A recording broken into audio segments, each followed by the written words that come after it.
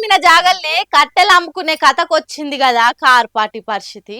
ఎట్లెట్లా బతికిండ్రు ఏం కథ? ప్రతిపక్షం అన్నదే లేకుండా చేయాలి, గొంతెత్తే మనిషే ఉండొద్దన్నట్టు అప్పుడు పాలన ఉంటుండే. ఇప్పుడు ఇల్లే గొంతెత్తుదామన్నా వెనక పొంటి మనుషులే లేకుండా అయిపోయింది. కార్ పార్టీ మాకు అవసరం లేదని ఓట్లల్ల జనం షీ కొడుతుర్రు.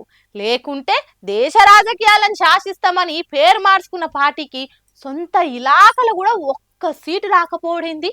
చేసుకున్నోళ్లకు చేసుకున్నంత మాదేవా అంటే గిదేనేమో. ఒకప్పుడు ప్రతిపక్షం ఉండొద్దు, రాష్ట్రంలో ధర్నాలు ఉండొద్దు, ధర్నా సౌకులే వద్దు, ప్రజా సంఘాలతోటి పనేంది అన్నట్టే ఉంటుండే. కానీ ఇప్పుడు పరిస్థితి మారింది. బీజేపీని దగ్గర తీసిరు కానీ కార్ పార్టీని అయితే అస్సలే కానకుంటారు తెలంగాణ జనాలు. మరి క్షేత్రస్థాయిల పరిస్థితి పెద్ద లీడర్లకు అర్థమైతలేదా? ఇప్పటికీ ఇంకా క్యాడర్ కు అందుబాటులో ఉంటలేరా?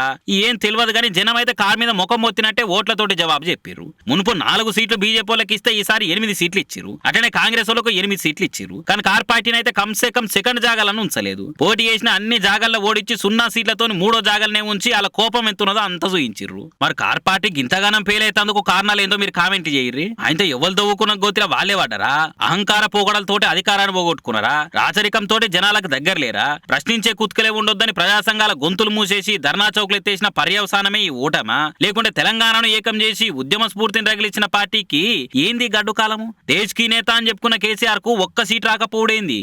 ఇంత దానికి పార్టీ పేరు మార్చలేందని అనుమానాలు వస్తున్నాయట బీఆర్ఎస్ పోకడ చూస్తున్నలకు. అయితే కేటీఆర్ సార్ మాత్రం ఫీనిక్స్ పక్షి లెక్క మళ్ళా తిరిగి వస్తాము, కానీ అది ఇప్పుడైతే కాదు అని అంటున్నారు. అటు ఇన్నొద్దులు కార్ పార్టీ వెనక సీట్ల కూర్చొని మద్దతు ఇచ్చిన పతంగి పార్టీ అసద్ సారు బీఆర్ఎస్ ఢోకా చేసింది అంటున్నాడు. బీజేపీ తోటి మిలాఖతై సొంత పార్టీలోనే ఓడగొట్టుకుండు అని ఆరోపిస్తున్నాడు. బాహుబలి లెక్క శాసించిన పార్టీ ఇప్పుడు కట్టెప్పులు లేరుకుంటున్న దేవసేన గత అయింది అనుకుంటా సోషల్ మీడియాలో కూడా మస్తు మంది కామెంట్లు చేయబట్టిరిగా.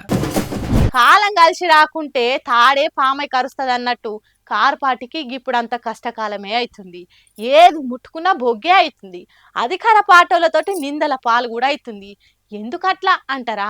పాన్రిగా అడుచుకుందాం. ఏం హాలత్ అయిపోయింది కార్ పార్టీది. పతంగి పార్టీ అధినేత ఉండి బీజేపీ కోసమే బీఆర్ఎస్ వాళ్ళు ఓడిపోయిర్రు, ఆలతోటి మిలాఖతై ఆల పార్టీకి ఆలే గోరి కట్టుకుర్రు అని అనుకొచ్చిండు. बहुत से मुकामात पर हम ये देखे हैं कि टीआरएस के लोग ओपनली बीजेपी को सपोर्ट कर रहे थे. ये भी अवाम के सामने आ गया. ये क्यों किए मेरे को नहीं मालूम. ये एज अ पॉलिटिकल स्ट्रेटजी उनकी बहुत गलत स्ट्रेटजी थी. अब इसका क्या खैमियाजा उनको अदा करना पड़ा. ఇప్పుడు రేవంత్ సార్ కూడా గదే అంటున్నాడు. 8 పార్లమెంట్ సీట్లు గెలిచిన భారతీయ జనతా పార్టీ 2019లో 4 పార్లమెంట్లు గెలిస్తే ఈ రోజు 8 పార్లమెంట్లు సీట్లు గెలవడం జరిగింది. వాళ్ళు కూడా వాళ్ళ సీట్లను పెంచుకున్నారు. ఆనాడు 20% ఉన్న ఓట్లను వాళ్ళు ఈ రోజు 35%కి పెంచుకోవడం జరిగింది. అంటే ఈ రాష్ట్రంలో భారతీయ జనతా పార్టీ కూడా ఓట్లు సీట్లు పెరగడం జరిగింది. అయితే ఇందులో వాళ్ళ ఓట్లు సీట్లు పెరగడానికి వాళ్ళ నాయకత్వాన్ని సమర్థించేదానికంటే బీజేపీని గెలిపించడానికి బీఆర్ఎస్ నాయకులు ఆత్మ బలిదానం చేసుకొని అవయవాలను త్యాగం చేసి అవయవ దానం చేసి ఈ రోజు బీజేపీని గెలిపించడం జరిగింది. బీజేపీ గెలిచిన 8 పార్లమెంటు నియోజకవర్గాలలో బీఆర్ఎస్ 7 సీట్లల్లో డిపాజిట్లు కోల్పోయింది.